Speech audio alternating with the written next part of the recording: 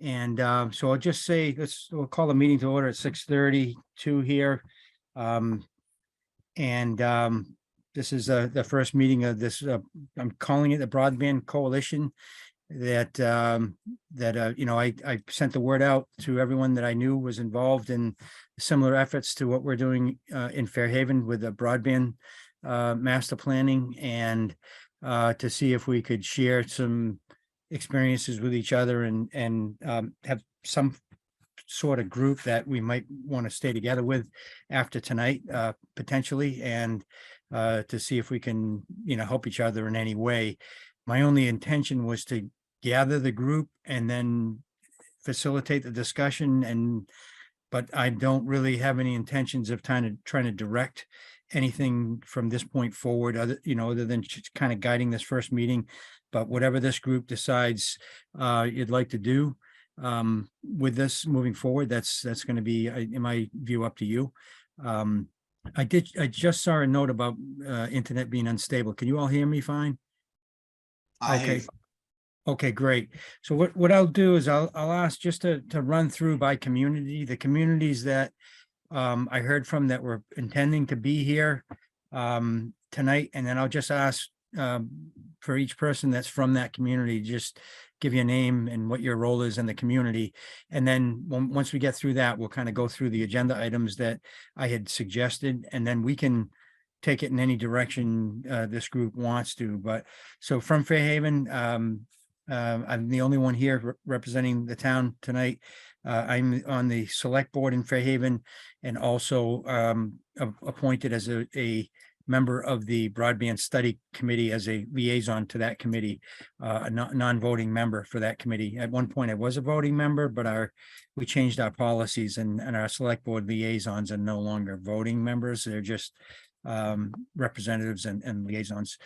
So these are not in alphabetical order. They're in the order of how I received responses to this invitation. So from Chelsea, Carol Allen, are you here?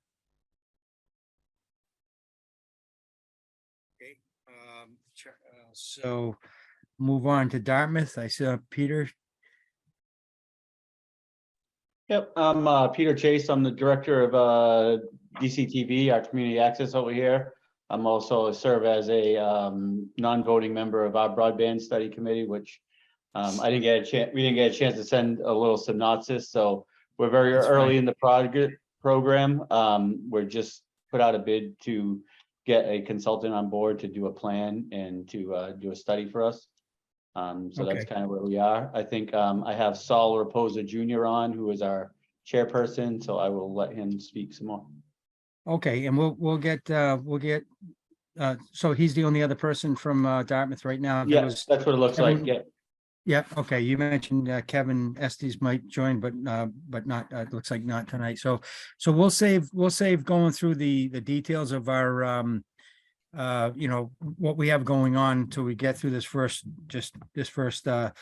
introduction. So from Wilbraham, then we have Tom Newton. Are you here, Tom? I am, thank you. Currently the chairman of the Broadband Advisory Committee here in my town. All right, great, thank you. And you're the only one right now tonight from Wilbraham, right? Yep, that's it. Okay, thank you. Sure. And I'm sorry? No, I just said sure.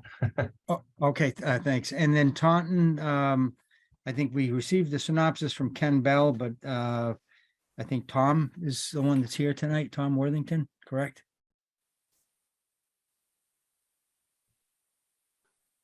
I think you just joined. Tom, are you with us right now? Okay, not hearing. I'm here. Ken's here for a little bit. Oh, Ken's here. Okay. Oh, good. All right. Oh, Tom and Ken are both here. Okay, good. All right. And then from Quincy, so Ian Kane, didn't think he'd be able to make it, but he is here, right, Ian? Hey everyone, Ian Kane. I'm a city councilor in Quincy, Massachusetts. Our broadband committee basically consists of me and the mayor's chief of staff, and in collaboration, we've been leading development of a citywide fiber optic network since 2018. So I think we're coming up just about on 5 years. And look forward to getting to know you all and sharing our insights in this process. All right, excellent. Thank you. And from Milton, Joe Chamberlain is here. Excuse me, I am. Hi, everybody. Good. How are you doing? What's your role there? Sure. So, yep. So my name is Joe Chamberlain, Milton, Mass. I am on the broadband committee here in Milton, which we started back in 2017. And I'm also a town meeting member for the town of Milton. Okay. And I actually will probably ask, try to figure out how to get other board members on this call. I wanted to kind of just skirt around, the whole open meeting thing with committee members and stuff like that. Oh, So yeah. Milton will be represented not just by me, but hopefully a couple other folks Okay, too. all right, good to know. Yeah, we'll be talking about that shortly. It's important Okay. to be on the same page of that with that. So, all right, good. So now we're on to New Bedford. John Costa's here, right? John actually couldn't make it. My name is Jonathan Nunes. I'm the assistant IT director. John is the director. We have a couple people from our team. I believe Sean Gross is here. I don't know if you want to introduce himself. Yeah, my name is Sean Gross. I'm a member of the Broadband Task Force, serving in a project advisor, project management role. And we started up the task force just under a year ago. And I believe I included the synopsis from New Bedford in the notes I sent out earlier this afternoon. Yes, we did receive that. Thank you. Great. So now New Bedford, now Falmouth. I know I had David Eisenberg sent a note that he was not going to be able to be here tonight. He was on the list, but I think Art and Courtney were going to be here. We have both of you here. I see Yeah, Art. we're both here. I'm Art Gaylord. I'm a board member of Falmouth. Basically, rather than being a strictly municipal government-led organization group, it's been a citizen-led group that works with the select board. And so we're structured slightly differently, as I mentioned in the synopsis that I sent out. But same goals, same intentions. All right, thank you. And Westport, David Cole, right? We have And David's on here. I'm Keith Novo. I'm the IT director for Westport. I'm also a member on the Internet Advisory Committee. So I'll be representing Westport today. Oh, excellent. All right, thank you. So did I miss anybody in calling for the different communities? So my name is Brian Espino. I'm also from New Bedford. I'm on the task force as well. Okay, thank you, Ryan. And I like your name. You're just missing a D there. Very close. Very. So there's the only one that the only community that is not represented here was originally expressed interest was Chelsea. So I just wanted to make sure that one more shout out. Okay, it sounds like not here, but again, the meeting's being recorded and we will, when the meeting's done, get the recording out to all of you and you can share it with anybody else who, who you feel should see it. So we have mostly, it sounds like most of the people on the call are either appointed members of a broadband committee in their community, appointed by the local select board or city council, and except for Falmouth, who has a nonprofit group. Did I get that correct? Anybody that I missed that's not appointed aside from Falmouth? Okay. And so with that in mind, I one of the things that I'd like to get a sense from this group about is, again, how formal do we want to be as far as, representation, open meeting law is one of the key things we would need to think about. But also, as far as, posting meetings and everything like that, certainly if there's going to be a quorum of your local committee attending this one, you'd want to make sure that you follow the open meeting law. I'm not sure that would necessarily relate to the rest of this group and our responsibilities, but if we're representing our community in some form or fashion, or getting, serving as a liaison back to our community to provide information, we may want to be a little bit more formal. And I know I'm personally have been involved as a representative of a regional group, and our board has appointed me to that group. It's a bicycling organization, and so that group has members from each community along the South Coast, and those communities are appointed by their local select board or city councilors, and they then have, or mayors, however that arrangement works, but they're appointed by their community. And therefore, if there are any decisions that are made by that group that affect the city or town they're from, there's documentation there to kind of say how things work. And in that group, there are funds that are raised, and those funds are, decisions on what to do with those funds, have impact on the community. So it may be a bit different from what we're talking about here, as far as that, how formal we get and being appointed by someone, but I'd just like to get some thoughts from people on how you think that would work. I think Art had his hand raised. Yeah. All right, go ahead. You're muted, Mark. Still on mute, Art. All right. Yeah, I think you hit upon the big thing, which is, do we expect this group to make any sort of formal decisions that would impact our town? Or are we just sort of a discussion group and a group that's trying to help each other? If we're not planning on, making decisions that we carry back to our town for direct impact to them, I would think that we can be less formal. Right, yeah, and Sean, I see your hand up. Go ahead. Yeah, I'd probably second what Art just said, just because at this point, we really don't understand what our mission is or our primary goals and objectives are. And until we have an understanding as to how either informal or formal we want to become, I don't think there's really any action for us to take at this point. I think this is more or less just defining, what it is that we want to have as a mission and a vision for this group.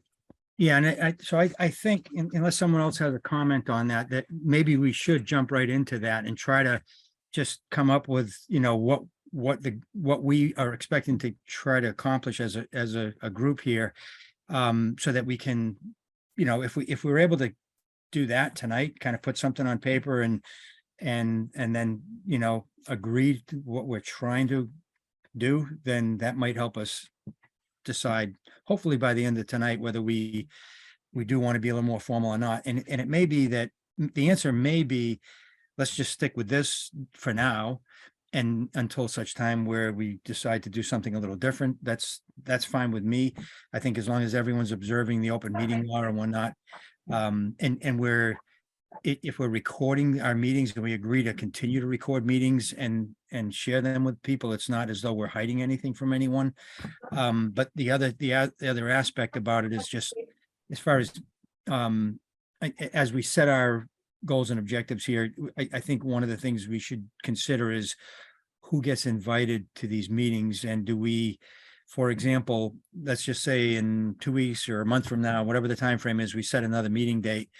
Do we communicate that within our own communities to say, hey, there's this meeting that we're holding, and it's really an open an open meeting, not maybe it's not the form of a government meeting per se, with the formal, but we may want to be careful about a perception that it's kind of an exclusive group and we're not, by invitation only kind of thing. So again, I want to do what this group wants to do. I'm just bringing some things up that I think we should think about.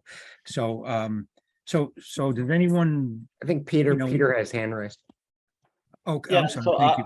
Go ahead, Yeah, Peter. I was just gonna say, I think keeping it, and not that I want to keep the general public out, but I see this group as more of figuring out where everyone is within their own community, what kind of problems they've encountered, what kind of projects they're looking at to do.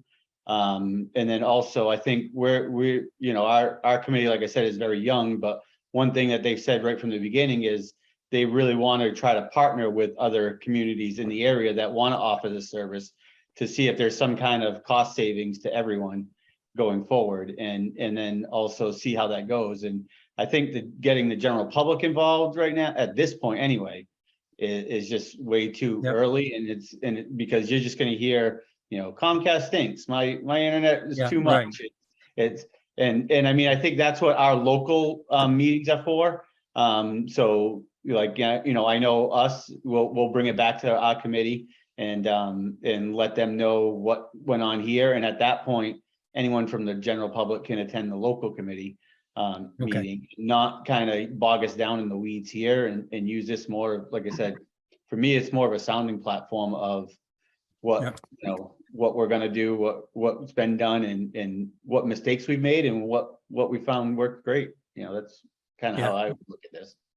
That all sounds fine to me. I don't know if anyone else has any comments on that at all. I mean, the only thing I would say there in that in what you expressed there, Peter, is if any of the communities here decided to try to work together in some form, like, you know, to get something built. I mean, I think at that point you'd be, you know, that would in and of itself, does it be something where you'd probably have to do something more formal, but that might again be among several of the communities that are here, or, you know what I mean? It may not involve this entire group. So keeping this as just a sounding board and share information sharing sounds fine to me. Right, and if that's where that goes in the long run, I think you're right. Like if we're starting to offer services, then it's definitely municipal agreements and everything else. And I think that's more on the select board level, the mayor level, you know, then you have to worry about appointments and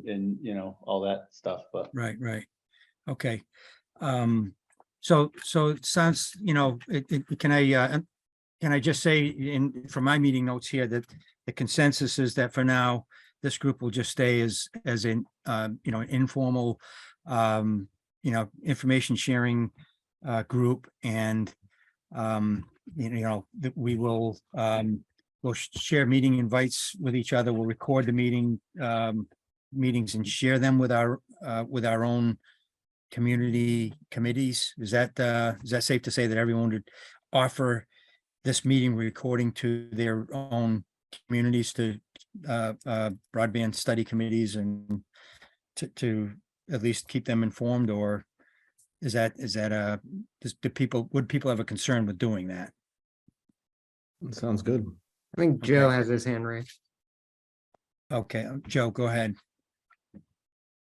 Yeah, hi. So continuing on that idea of, you know, we're staying informal, which I think is a good way to go for the time being. So I agree with everything that's said up till now. But extending that a little bit more to existing committees and people who are thinking about forming committees or whatever the right term is. I can tell you from experience, we've been doing this for 5 years, going on 6 now. We're in our 6th year now. And I can tell you that having a sounding board, having other pounds out there who would do this, Ian knows this, me and Ian have been talking a lot over the past few years, and it's been even just psychologically for everyone involved, you know, to know that other people are working on this, because is hugely helpful. And that's just the psychological feel good part, you know, of kind of you know, this the drudgery of pushing this issue forward, you know, week after week, month after month. But there's also very useful and actionable information that I think we can all share with each other, and I think it'll just make everybody's kind of future committees, future work, all that much better. And if this is a clearinghouse for that, or a forum for that, or whatever we want to call it, I think that would be a very powerful, we could turn this into a pretty powerful little institution, little organization. Yeah, and I think, just the fact that we've already shared, I'd say, at least half of us here have shared a synopsis of what's gone on in our communities, and, maybe the others will. That alone is pretty huge, yeah. Yeah, that, and then access to each other's community links. I mean, if we may have known about each other a little bit from, consultants we've dealt with, or just people in the community somehow, and been able to do a little research on our own and try to find, their website. But just, having this kind of in one place as a, hey, click here and you can learn about what's going on in these other communities, I think is helpful. And, for example, something that might be beneficial to people who are thinking about the municipal light, going the municipal light route. And, there was a bit involved in trying to go down that route. I know in Fairhaven, we had to go through legal counsel to get some advice on how to do it. What should the article read, those kind of things. And, we're in a position where we got the 2 votes to establish that we can be a municipal light for this purpose, but we haven't actually formed a board, and that's kind of been intentional because we're not positive that we're going to go down that route right yet. We're still doing some kind of research on that and want to look at the alternatives. So, but in the course of doing that, we did seek legal counsel. We got some memos that were written, and those are on our website. And that kind of information sharing where it's public record now because it's something that's been introduced at a public meeting, and we can learn from each other and possibly save money by not having to go, reinvent the wheel in each case in those kind of areas that can be helpful. One of the things that I think Joe, you kind of touched on a little bit, but maybe, the advocacy concept, so it was mentioned in someone's write-up, and I apologize because I'm not sure exactly who to attribute it to, but if this group or our own communities were to decide that there was something at the state level that we should be advocating for, they can be a lot of power in doing something like that with a group like this. So again, as we get to a point where we think maybe that's something that we might want to do, we may need to be a little bit more formal, especially if what we're doing is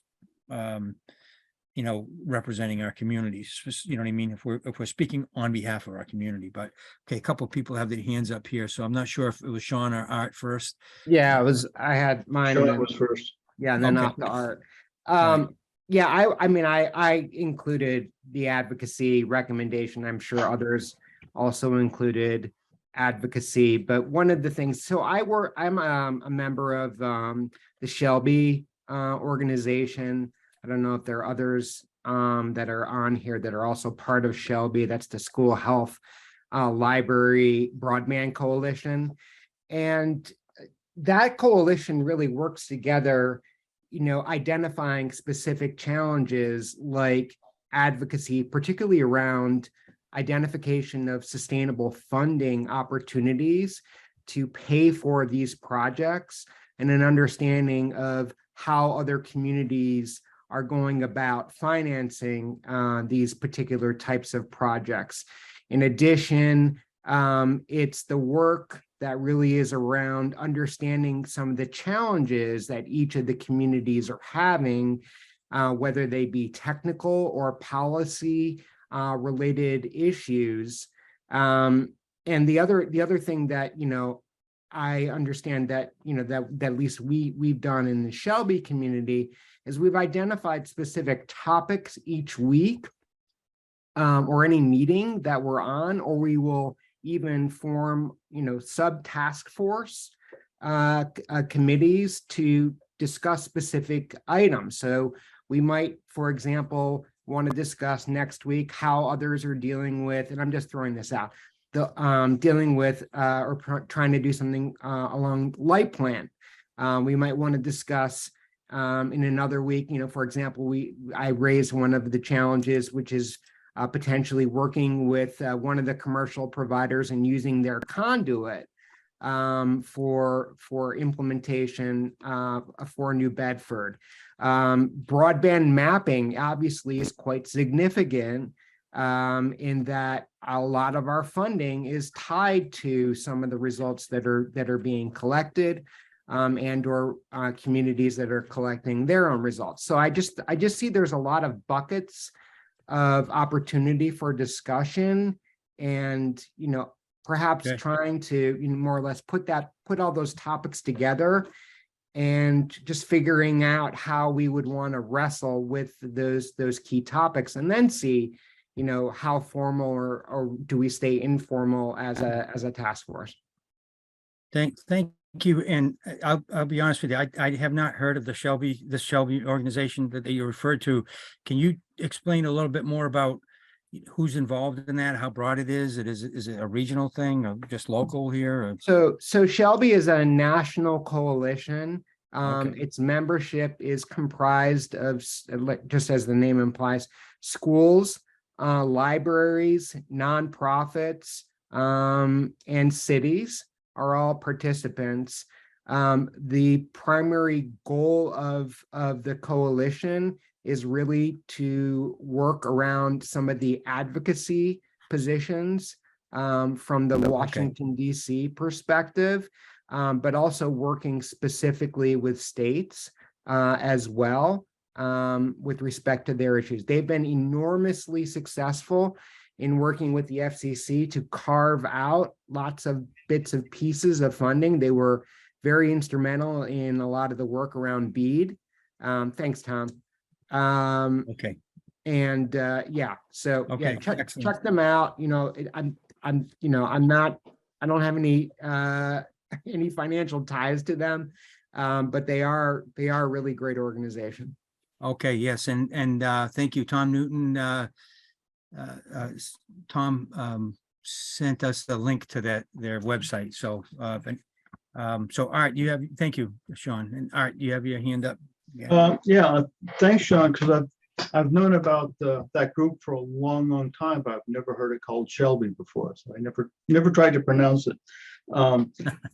Yeah, no, I think that one of the areas that we could at least talk about is getting the message out to our state legislators and so forth. There's a lot of, as we all know, I think the state's got a lot of money. A lot of it is going to be directed through the Mass Broadband Institute, MBI. And, there's still an opportunity for towns to shape the nature of that program, maybe more so than there was a few years ago. And then also the state legislature has a bunch of money left over from its infrastructure programs. And, getting the message out to legislators is important. And we don't have to do anything formal to coordinate, but just if we are all sending similar messages to our legislators, that's a lot more powerful than each of us trying to talk to them one-on-one. And most of the legislators I've talked to have said, we want to hear things that are regional based. Yeah, excellent points. And, MBI, they may be an opportunity for us to kind of get someone from MBI to Josh Eichen, someone to join one of our future meetings just to kind of, discuss some specific topics with them, or maybe listen to some suggestions from them about how we can be more effective, in what we're trying to do here. One of the things that comes to mind to me, talking about a uniform message is, I know in Fairhaven, we've been, at this for a couple of years. And one of the things we've done is, we've had webinars that we've held to try and explain to people what we're trying to do. We've done our master plan, try to get message out to people about what this could mean for them. And we've gone through, I think everyone here is probably familiar with the concept of, in order to have a project that's economically feasible, you need to have a certain take rate in your community. And, how do you get to that point? So we've done surveys, but, if I don't know what other communities are doing, but there, maybe there's an opportunity for us to kind of discuss that in a way that, if we have all these different communities kind of asking different questions and getting different answers, it may be beneficial to you individually, or there may be an opportunity to say, if we kind of went about things in a similar, at least a similar fashion, that when you roll up all that feedback you're getting from people, that might mean a lot more collectively. In other words, if Fairhaven, asks a question a certain way and gets an answer from people about what would be something that would move the needle for them, what would make them want to sign up. And then New Bedford right next door is asking a different question on a different, with different criteria, say, then yeah, we're close, but we can't, utilize the take advantage of the fact that we have a much larger number of people regionally that are kind of all saying, one thing. And, so that's just another thought, or something that we may want to put some thought into, is, how to get feedback from your community that might be applicable on a regional basis or larger. Pardon me. Okay. That's it. I see the, yeah, thank you. Courtney Bird. I'm with Art. I'm the president of Falmouth Net, which is an advocacy organization. And I apologize for being late, but I was having an internet connection problem. So there you go. But I want to try to follow on with what Art's saying. I'm not a technical person. I'm a historian and a teacher by trade. And so I remember historical examples. And Ben Franklin once famously said, we either all hang together or we hang separately. And I think that's the value in a group like this, is that one of the biggest issues, and as I look at the folks in this meeting, you're all in communities which already have existing internet service. Am I correct in that analysis, or whatever? So the issue that every one of us faces is that getting our state government, the federal government, convincing them that we are underserved. And therefore, you got to open the funding gates. And a unified action in that area, in helping to redefine the rules so that you don't have them slanted, that you're dead in the water before you even try to get funding, because the money's there, is, I think, critical. And that's where, whether it's a formal group like this or an informal group, lobbying the legislators and so forth is hugely important, because funding in the end is the key linchpin to this. You can have different organizational models and all of that, and you may have community, maybe the goal is a community-run broadband network, and how it's structured varies, but the common need is money. And so I think common action by a group like this to put pressure on our state legislators and make them aware how important this is to each individual community, but also as to the region as a whole, or the state as a whole, is critical. So first of all, I want to thank you guys for helping me recognize when someone's got their hand up, because sometimes I'm not catching that. So I appreciate that. What I'm wondering from people, we hear the word or the expression underserved, and I think probably most of us are familiar with the fact that all of the government funding is, or at least most of it, is kind of being directed towards communities or parts of communities that are considered underserved, and the definition of that in these digital equity efforts that we've all heard about. And I don't know if Art or Courtney, if your definition is in sync with all the digital equity criteria that we've seen, or it's different. And I just maybe that's a group question here too, is just it'd be good to understand from people how much each community is doing with trying to address the digital equity situation in your own community. So if I'll go to Art first, because Art, you were talking, I'm sorry, it was Courtney that made the mention of Yeah, right, underserved. right. Is that when you say underserved, is that your reference point? Well, yeah, I mean, basically the federal laws that are, or federal grant programs are defined unserved and underserved and some of the digital equity stuff. They also allow, for the first time, a community to just say what they consider to be underserved within their community, and allow things like the reliability of the service and the affordability of the service to be counted, and not just the strict speed tests. And so that's something that people still are trying to figure out how it applies, but it's potentially an important thing. And as far as the digital equity goes, yeah, that the federal standards are not as well defined on that, but I think it's important to consider, not just whether something is available to a community, because like I know in many of your, especially in the bigger cities, broadband is pretty much available. It just isn't affordable. It's just not something that big parts of the community can use. And that's where the digital equity comes in. I think the fear I have a little bit is that the state is looking at putting nearly all of their money into trying to address digital equity.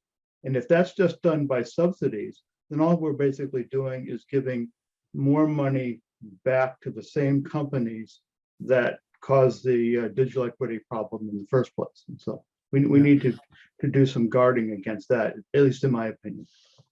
Now, all right, just on that note, I'm not sure if everyone here is really familiar with exactly what you're referring to, where now communities can kind of define their own terms on that. If there's something that you can forward back to the group, either in the chat or through an email later, that's a good reference for everyone to read on that, to get up to speed on that. That'd be really helpful. And sure, that's actually in part of the act, which does the BEAD funding, and as well as the Infrastructure Act. I'm forgetting the exact name of that. Okay.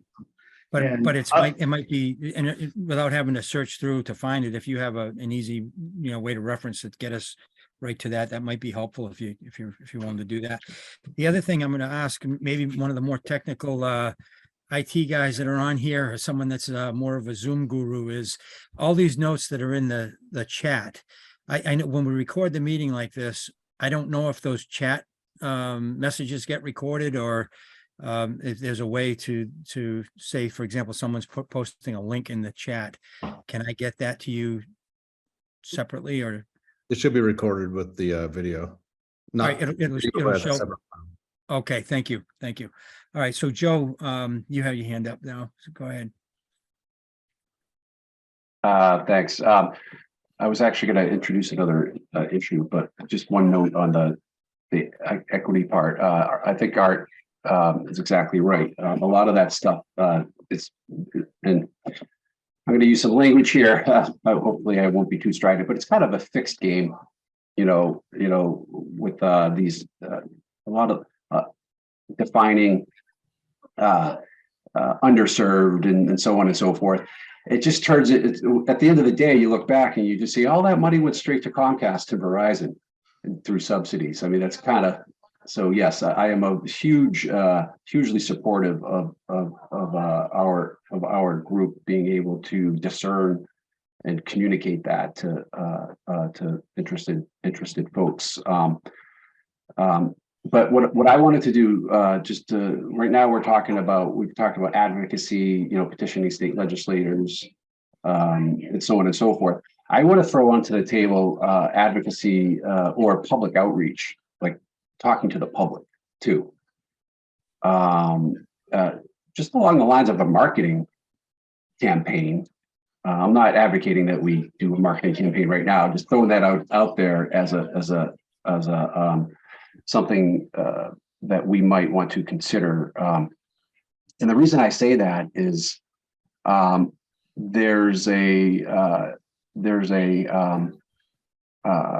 big gap between in public knowledge about what it is that we're talking about. So if you say municipal broadband, people don't even know you're talking about the internet.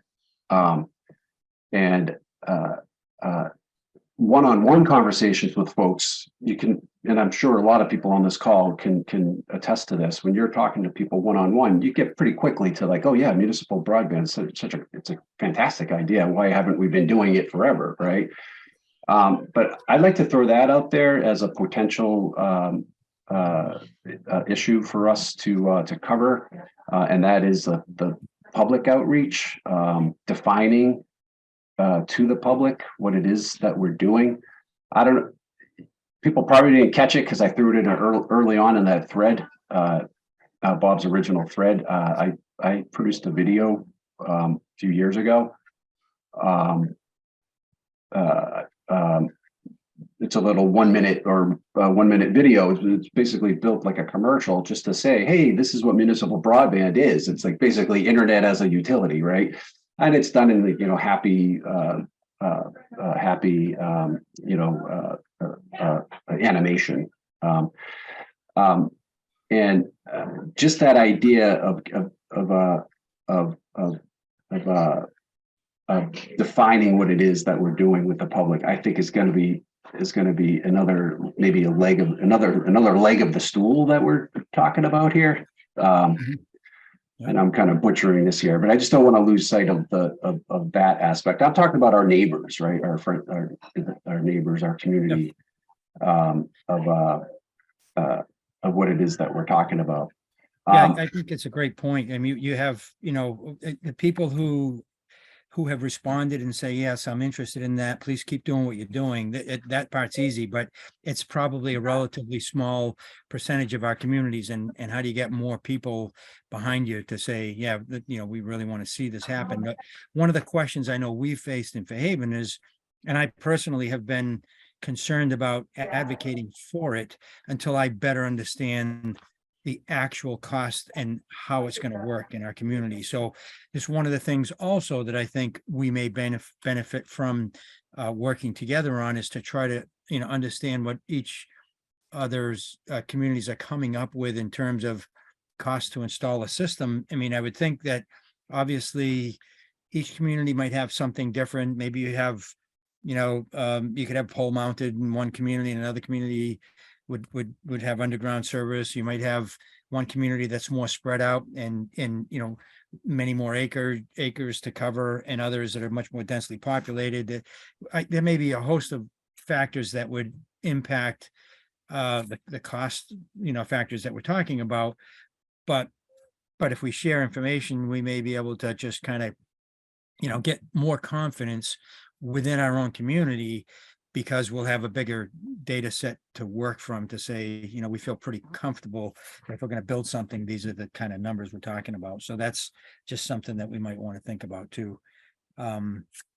So anyone else want to jump in with anything to, what I'd like to do it kind of as we wrap this up tonight is to go back to the mission or goals or whatever, and maybe come up with some bullets from this discussion that we've had, and we can modify them in the future or whatever, but at least kind of walking away from tonight, maybe try to recapture some of what we talked about here in bullet form and the most important topics. So but I just wanted to open up for anything in particular that people want to bring to light here. Just anybody feel free to jump in. Yeah, I have my hand up. Go ahead. So I want to follow on a little bit of what Joe from Milton had to say. And that is that one of the key underlying philosophical goals that FalmouthNet has had, and we're just an advocacy group. We are not like many of you involved with the municipalities. We've been shepherding our process through to get a municipal light board, light plant established. We're going to have an election in May, and so we'll be putting ourselves out of business. But in the meantime, one of the goals that we've had is the digital equity thing. And as you well know, there's FCC programs and so forth that a lot of money goes to Comcast to subsidize people who are, don't have the income to afford the service. And as you well know, if you've studied that, it is a massive bureaucracy, which is basically designed to discourage anyone from applying. And if I were Comcast, I would want to set it up that way as well. I think it's important for all of these municipal networks to stress this digital equity thing. And I think it shouldn't be the goal of organizations, municipal organizations, to make it difficult for people who need to sign up and don't have the money. I think we need to be able to make that easy and set ourselves apart from the Comcast of the world, who are trying to make a buck off of everybody and will only give subsidies if the government gives them the money to make the subsidies. That we should build that into our networks. That should be critical, and that becomes a huge selling point. And that's why we're at a stage where we're trying to, as a community, decide whether the town is going to build this thing and totally, or is it going to fund it at the cost, which is considerable. It's probably as much as $80 million when you include the carrying costs, or whether we'll find a partner. But if we find a partner to work with us, it'll be essential that that partner signs on to the idea of digital equity, because I think that's a huge selling point for the municipal network. That's my 2 cents.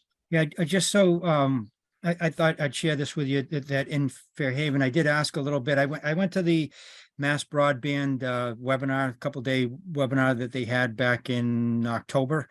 And, I came back kind of very interested in what we could do in our community in that area. And one of our other board members took the role and applied through Mass Broadband for a grant. But one of the things I learned in that process is that, specifically to the ACP payments that are available, that our Council on Aging and our veterans agent were working together to try to assist people through that process, because it's as you mentioned, it's very, very cumbersome, and everyone talks about that. So those are 2 resources that you might want to think about in your community for there may be others. I don't know if anyone else has any other thoughts on that, but okay, that's great. And I want to thank everyone on this call for having a unique first name, so I can just refer to you by your first name. It's either Keith or Art or Bob. I think there's 2 Davids on the list, but one of them is not here. So go ahead, Saul. I think you had your hand up. Go ahead. Yeah, how you doing, everybody? So from what I'm gathering, from what I'm listening here, sounds like advocacy is one of the not big problems, but one of the big things that we're all looking to do, as far as putting our power together collectively to get some help in Boston. Am I correct in that assumption? I think everyone who agrees could nod your head. Okay, all right. And the other thing is also getting funding is the other problem that we are all facing, and that that also involves getting Boston's ear. Joe from Milton mentioned something about trying to educate the people, and for me, this is something that I'm keyed up on. I also really want to use this forum that we have here as an exchange of information, so that we all become more efficient at what we're doing, because speed is very important. I hear what I believe Joe from Milton actually has been at this for 6 years or 5 years, and I know you guys in Fairhaven have been at it for a couple of years now as well, correct? So yeah, probably more like 3 or 4 now, actually. So. Right, and I think we can all agree also that we're also going to run into roadblocks. We're up against 2 very powerful companies in Verizon and Comcast. We accept that, and they're going to push from their direction. So touching upon what Joe was talking about, and we could sort of work collectively in forcing the advocacy and educating the people. Because I think if we educate the people, they will do the advocacy for us. And for me, I've had this thought in my head and I want to run it by you since you're in Fairhaven. And I do believe we have some people from New Bedford that are with us as well. But in pretty much every municipality, there is a local radio station. Like for us, we have WBSM. Right. And I think that that would be advantageous for us to maybe test it. Maybe we can get some time on the afternoon drive. And To answer broadband. questions, to have someone to have someone answer questions for people, you mean, or to put out a message, or? Yeah, it would be a give and take. I mean, the host could ask questions, and because I noticed that a lot of these municipal broadband committees, we're kind of operating in the shadows. We're not a big part of the local government conversation. Mm-hmm. But yet this is a very big issue for every municipality that has a broadband system in it, and that is looking at putting in their own municipal system. So maybe as a test run, maybe we can try to see if it does work. I mean, let's see if we can try to get the word out on some local radio stations, have a committee member and maybe a select board member or a city councilor sit down and discuss what these committees are doing. And that way we might be able to plant some seeds and get people to start talking about it, where, you know, somebody listening happens to catch their select board member at the local bakery, or happens to catch the city councilor getting gas saying, hey, by the way, I heard you, and you know, that sounds really good. That I think would be very beneficial for all of us as a group for advocacy, because ultimately we have to deal with the political side of this situation. And I just wanted to get everybody's idea on that and see if they like that idea. Anybody? I know Art had his hand up, but he did step away, so we'll hold on that on him for a minute. Anybody want to comment on that? Tom has his hand up. And Tom, okay. Yeah, so to echo Sal's sentiments, you know, our hands are tied as a committee here, at least locally. You know, I've tried to start a Facebook page, for example, just to promote this within our own confines. And I've had more than a slap on the wrist for doing it. But so yeah, a more concerted effort by a public relations sort of arm of this coalition would be awesome, that we could all tap into, because it's the same story statewide, really, and we can all extrapolate the power of that in whatever way we can. To that end, we're all entry points. I don't want to say affiliates at this point, but we're all sort of leaning in entry points direction. Is that correct? That's sort of the common thread here? No, I think there are some Falmouth in particular, I know for sure is not affiliated, and I don't know if anybody else here is been working with another consultant. I'd say it's a common thread, not with Falmouth, but I think it's fair to say that Jeff is a common thread here. Yeah, my thought was maybe we should involve them in some of these meetings going forward, just because, again, we rely on them heavily for information, especially in terms of funding resources. And so when I looked at some of the websites that you folks have been posting up, I mean, they were unbeknownst to me, and I'm hoping that Jeff knows about them, but I do think it'd be in our collective best interest to have them on board for at least some of these meetings going forward. So, but if it doesn't benefit the entire group, I don't know, maybe people feel differently, but just wanted to at least make. Yeah, my only thought initially about that, and you know, so people know here, you know, Entry Point has been a consultant for the town of Fairhaven for since early on, and you know, I had been hearing from them about all these other communities that are doing work similar to what we're doing, and that was where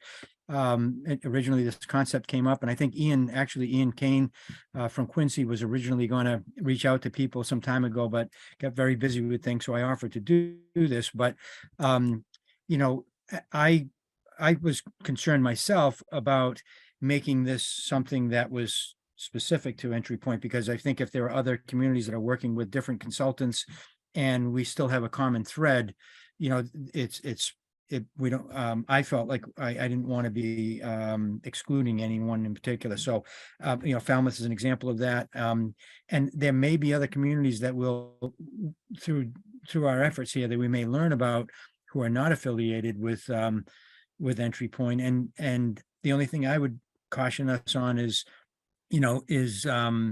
trying, if we do come across other communities that want to join us and they are using a different consultant, that the consultants might not agree with each other on some things, so it's just, that's the only concern I would have. But again, I am really just trying to facilitate this. And at the end of this meeting, I want to ask people, in general, as far as coordinating the meetings in the future, if someone else wants to consider stepping forward for that and doing this role, I don't have a problem with that either. But let me go back to Art, because he does still have his hand up. Go ahead, Art.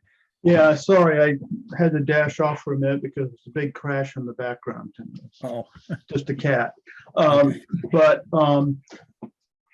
Yeah, two things. One, I know that there are a couple of other towns on the Cape that are starting on this process. They aren't as far along, but they may very well be interested in learning about this group.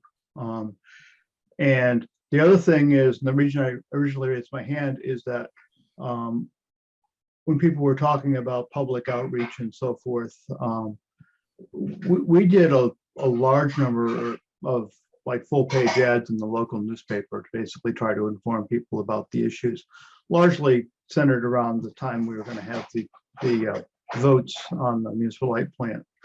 But also, the other thing is that we produced a couple of short videos which explained, why broadband was important and why equity was important, and so forth. And they're on our website of falmouthnet.org.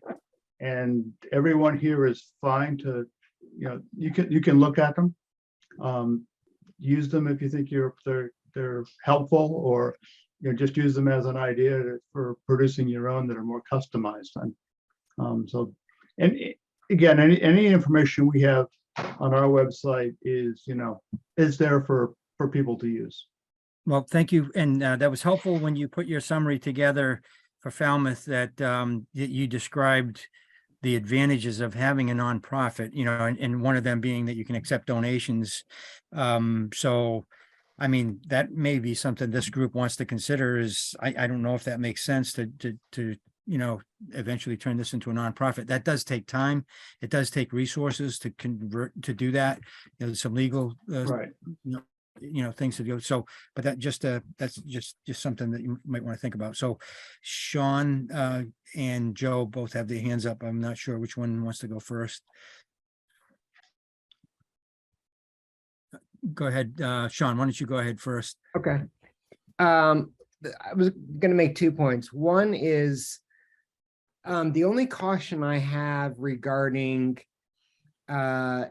communicating plans or ideas regarding broadband and broadband strategies for the different cities with the general public is, what I've seen in the past is when any information is released, the carriers very quickly jump and they will arm all of their resources to try to fight off whatever attempts are being made. I think the idea of certainly making communities and making people aware that there are programs and resources and what does it mean to have high quality internet, and how can you go about the process of testing your own internet, and certainly resources for helping people understand how to become more proficient in utilizing technology.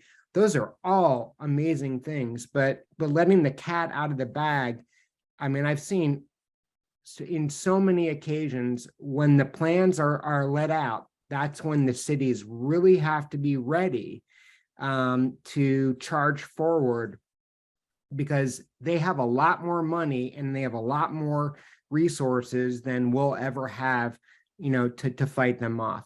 The second point I just wanted to make, Bob, just throwing myself into the ring here, is I'd be happy, to help take over or help shape this group, if that's something, you'd want me to do, or, or me to work with others.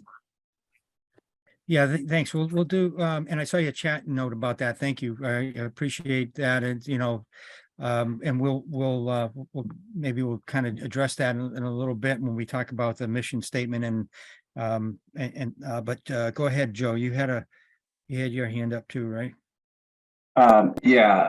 So just, I want to go back to the thing about maybe the idea of growing this. So here's our inaugural meeting, right? We have 17 folks here representing however many towns. Jeff Christensen might have been a catalyst here for sure. But I think it would behoove us to actively try to find other towns, just be kind of relentless, politely relentless, like, I appreciate that thought, and I wrote down a couple of avenues for that as we were talking about it in my own notes here. So MBI, obviously, they're probably receiving a lot, from the different communities on digital equity plans, et cetera. They might be a resource. Mass Municipal Association also has done webinars on the funding sources available, and perhaps just even knowing who signed on to those webinars. Or anybody have any other ideas on how we could go about finding out, which communities are. There's only 351 towns. So, maybe we could, over the course of the next couple of months, go check every website or something. I'm only half joking about that, by the way. And I just want to say one other thing, and I actually have to go in a couple of minutes, but actually I have to go now. It's already past 7:30. But I want to just tell you a very quick story about Milton and when we started. And so we're casting about for what to do, how to do it. We didn't even know where to start. I mean, we just invited 1 million people to come talk to us is how we did it. And in that process, we found Peter DeRico in Leverett. People probably don't know who he is, but I think everybody on this call should know what Leverett is and what they did. It's not just Leverett. Other towns have done some really awesome work here in Massachusetts, but we ended up following Milton. Milton followed Leverett's template, and we took so many wrong turns and cul-de-sacs and stuff in that journey, right? But at the end of the day, we ended up doing almost exactly everything they did, and I mean, from the legal perspective, the financing perspective, the whole idea around the municipal light plant, that route, so I think I said this earlier, I would love this organization to turn into that resource, right? So instead of, some lonely broadband committee, kind of scouring the internet, that we can be more prominent and get out there and do things like offer templates, right? Not cookie cutter, but this is how we did it, right? And you guys could do it the same way, perhaps. But I just really want to underscore how powerful that was when we found Leverett, and they were so helpful to us. And thank you for that. And that might be, we may want to consider having our own website, like someone, for sure, not me. I wouldn't, but someone in this group might be helpful, might help do that. And then it would be a place where we could have our documents. There's Leverett. People share that with people. Do people in general, would anybody be opposed to that? I know, Art, you I think you mentioned the concern, or Sean, you mentioned the concern about, trying to be careful about getting too much information out. But if this group, and maybe we don't have to decide that tonight, but just kind of think on it, whether. Oh, no, I totally support the idea of a website. Okay. For us to commonly work together. No doubt about that. That's Okay. a good. All right. So is there anyone on this call right now that'd be willing to take that on to start working on that? Maybe, I know in the past when I've worked with people who've set up a website, what they were able to do is set up, in fact, Entry Point did this for us.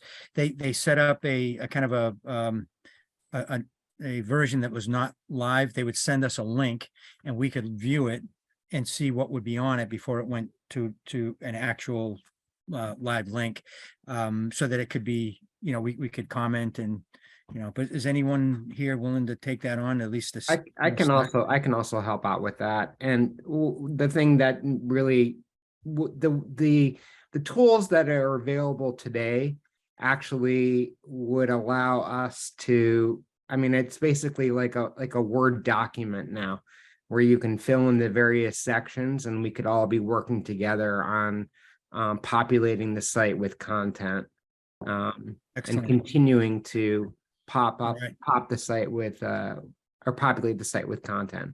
So that's pretty easy.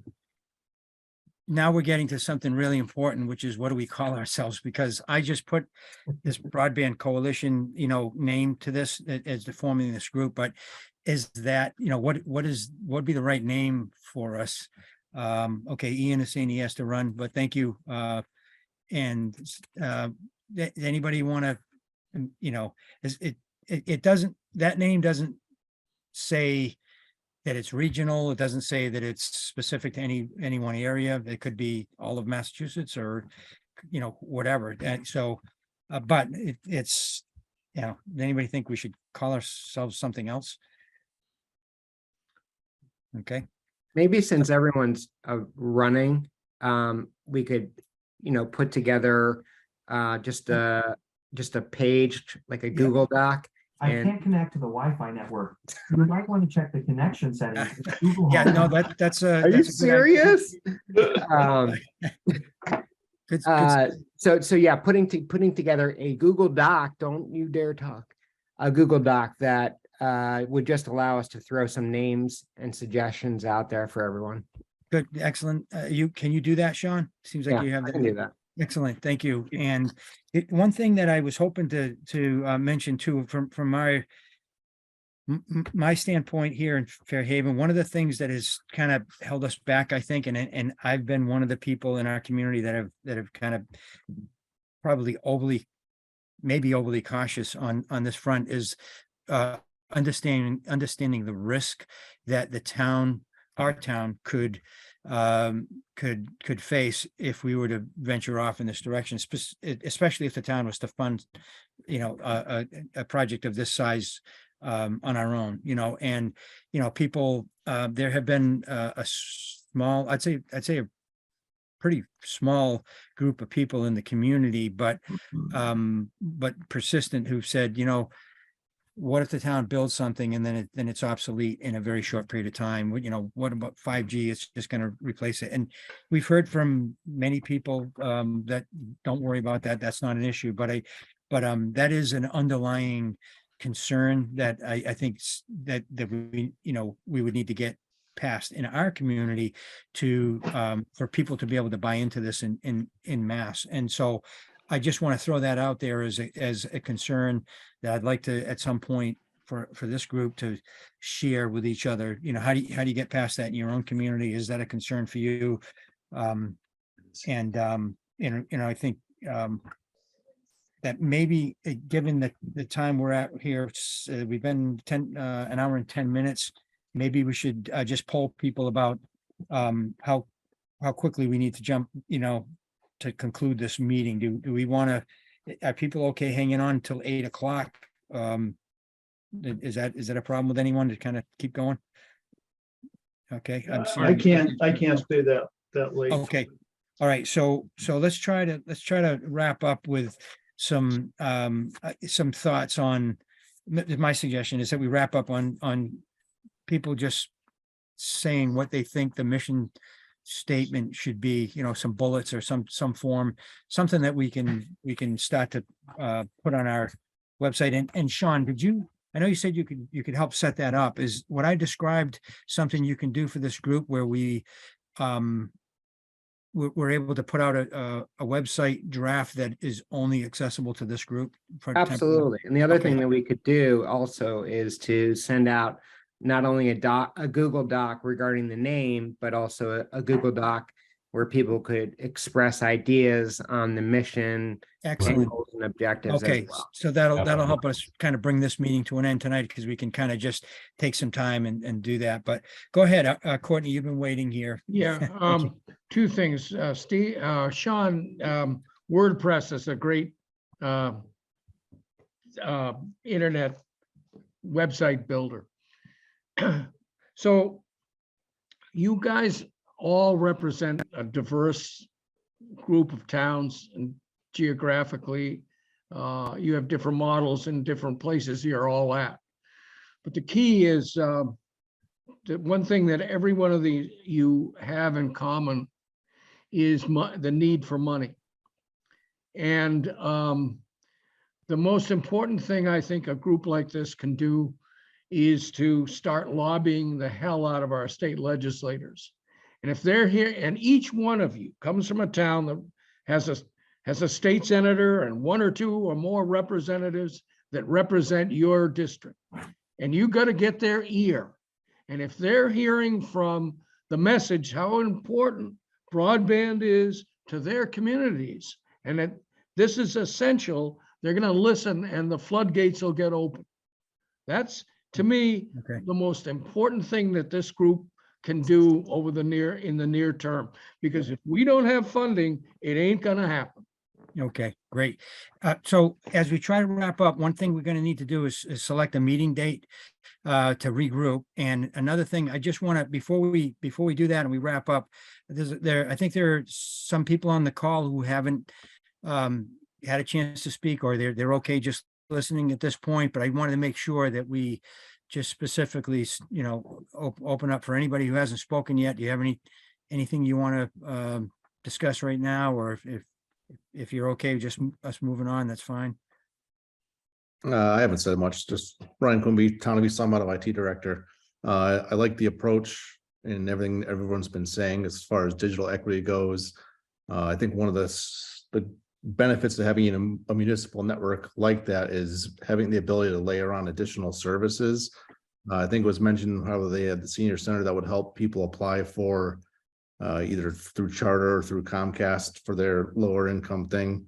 But you could have a separate network over a municipal fiber network for the senior center. So they can have Wi-Fi that goes through the senior center. They can push out services through that. There's a lot of things that, I mean, I looked at your website there, Bob, and you guys cover it good with the 5G argument. Is, yeah, you can have 5G, but you're going to have antennas everywhere, and it's not going to be a good site to have them everywhere, especially if there's no poles.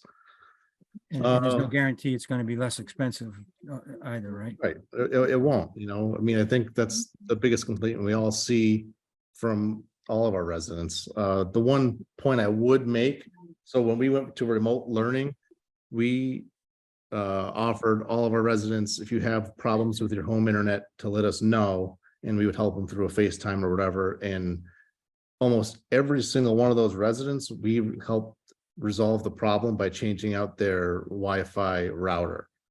So it has to be clear that, yes, having a municipal fiber network is beneficial, but everyone's saying that their internet went down or their Wi-Fi stinks. The cable companies can argue that it's the hardware on the homeowner's end, which a lot of times it was. Just okay. All right, thank you. And anybody else want to jump in for a comment? Yeah, hey Bob, Keith Novo. So in Westport here, I mean, I have to thank you and Fairhaven for a lot of the information that you've had. I've relied on, a lot of that going forward with the town here.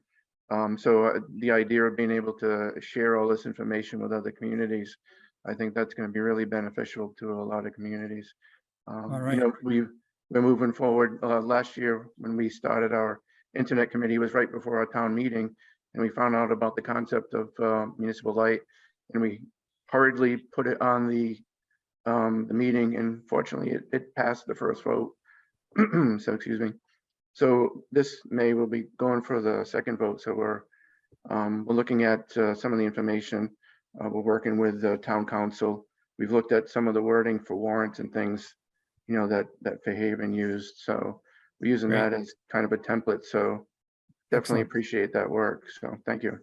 All right, and just in terms of future dates, if this seemed to work for most people, and if this is the fourth Tuesday of the month, should we target the fourth Tuesday next month? Should we meet sooner? I don't know what people are thinking there. And then I think our numbers have we've lost a few people here already, but anybody want to comment on that?